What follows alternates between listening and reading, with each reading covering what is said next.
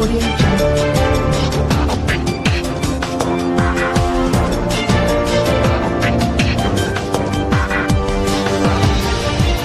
Audio Jungle.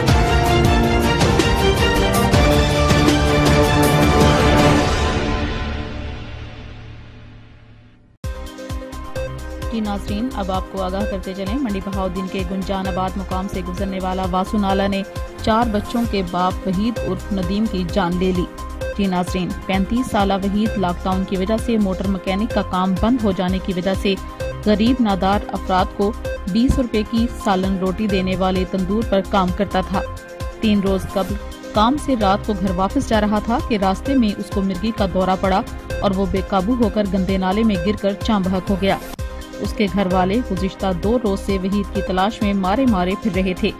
गंदे नाले में लाश का हाथ देखकर लोगों ने रेस्क्यू 1122 को इतला दी, जिसने मौका पर पहुंचकर लाश को गंदे नाले से निकाल लिया, जिस पर मालूम हुआ कि ये लाश बस वहीद की है। याद रहे कि इससे कबल 2 बच्चे वासु के गंदे नाले में डूबकर जिंदगी की बाजी हार चुके हैं।